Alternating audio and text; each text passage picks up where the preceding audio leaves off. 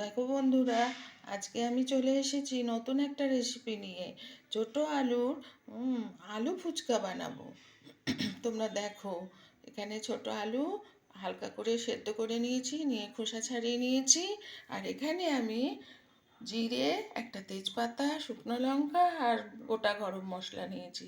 এটাকে আমি ভেজে গুঁড়ো করে নেব, দিয়ে এবারে আলু ফুচকা বানাবো। তোমরা আমার সঙ্গে থাকো, দেখো আমি কীরকম করে বানাই।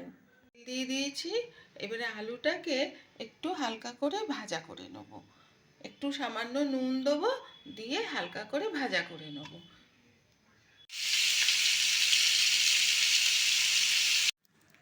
আলুটাকে একটু সাদা তেলেতে নাড়াচাড়া করে রেখে দিয়েছিলাম।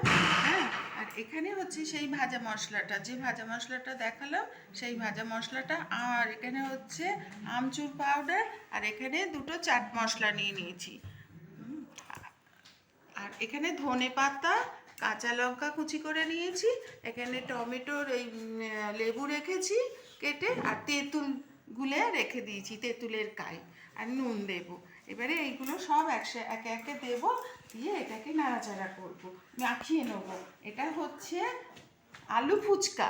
এরকম করে খেয়ে দেখবেন, খুব সুন্দর লাগবে। আপনি তো তরকারি করেন, এরকম করে খেয়ে দেখবেন, খুব ভালো খেতে লাগবে।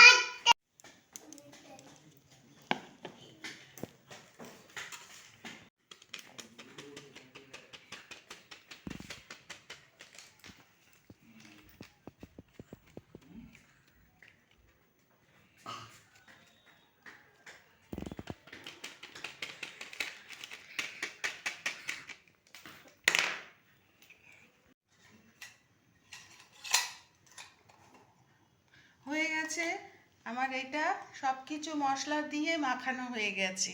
এইবারে এটা খাওয়ার পালা। এবারে আমার ছেলে খেয়ে দেখবে, আপনারাও খাবেন, বাড়িতে বানাবেন, অভিজ্ঞের সাথে থাকবেন, লাইক শেয়ার করবেন, সাবস্ক্রাইব করবেন।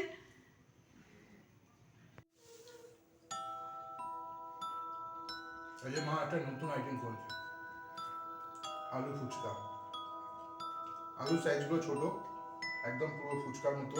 কারণ কি এখন সব ফুচকাই আরো ছোট করে দিয়েছে, আগের মতন সেই বড় বড় ফুচকা নেই।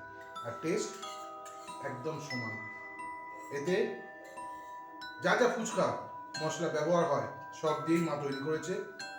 খেয়ে দেখলাম, দারুণ।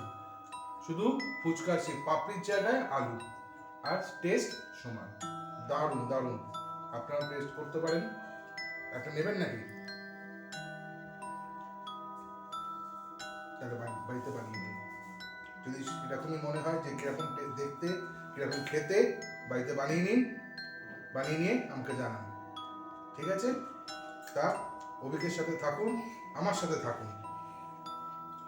আর যারা এখনো সাবস্ক্রাইব করে ওঠেননি, তারা একটা সাবস্ক্রাইব করে ফেলুন তাড়াতাড়ি। আর এরকম নতুন নতুন রান্না পেতে আমাকে কমেন্টসে জানান।